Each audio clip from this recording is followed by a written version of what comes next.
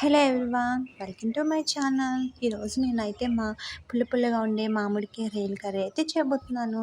ముందుగా ప్యాన్లో ఆయిల్ అయితే వేసుకోవాలి. ఆయిల్ బాగా వేడెక్కాక ఉల్లిపాయ ముక్కలు, పచ్చిమిరపకాయ ముక్కలు వేసి మగ్గనివ్వాలి.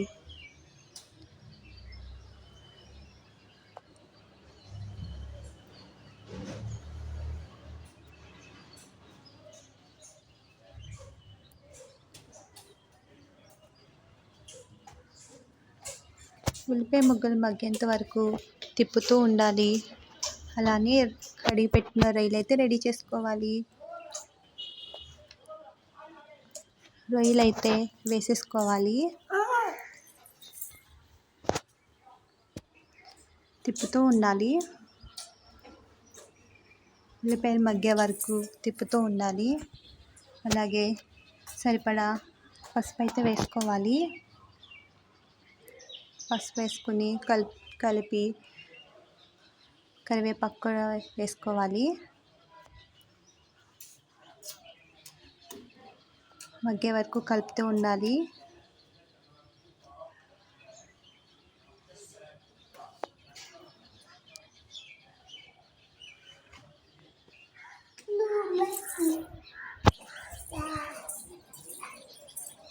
ఉల్లిపాయలు అయితే ఇలా మగ్గుతూ ఉన్నాయి. ఇప్పుడైతే కట్ చేసుకున్న మామిడికాయ ముక్కలు అయితే వేసేసుకోవాలి. మామిడికాయ ముక్కలు వేసాక మొత్తం కలిపి మగ్గనివ్వాలి.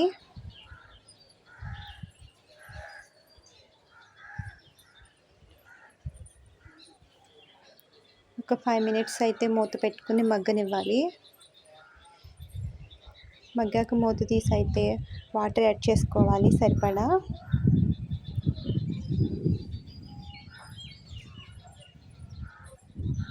సరిపడా కారం అయితే వేసుకోవాలి.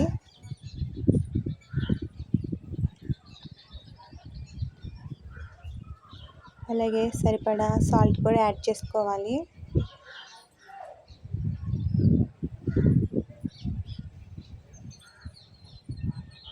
మిక్స్ చేసుకుని అయితే మూత అయితే పెట్టేసుకోవాలి.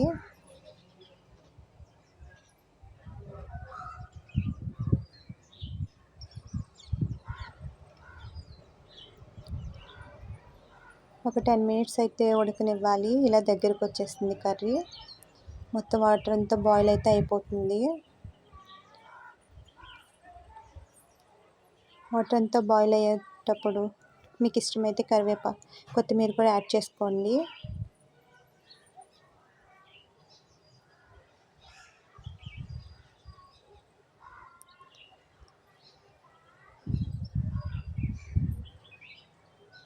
వాటర్ అంతా బాయిల్ అయిపోయి కర్రీ అయితే రెడీ అయిపోయింది. ఈ కర్రీ చాలా బాగుంటుంది. పుల్లగా టేస్టీగా ఉంటుంది. మీకు నచ్చితే మీరు కూడా అయితే ట్రై చేయండి. అన్నంలోకి చాలా బాగుంటుంది. పుల్లగా ఇష్టపడే వాళ్ళైతే ట్రై చేయండి. మామిడికాయ రొయ్యల కర్రీ మా వెస్ట్ గోదావరిలో అయితే ఇలానే చేసుకుంటాం కర్రీ. వీడియో కనుక మీకు నచ్చితే ప్లీజ్ సబ్స్క్రైబ్ మై ఛానల్. మా వీడియోని లైక్ చేయండి.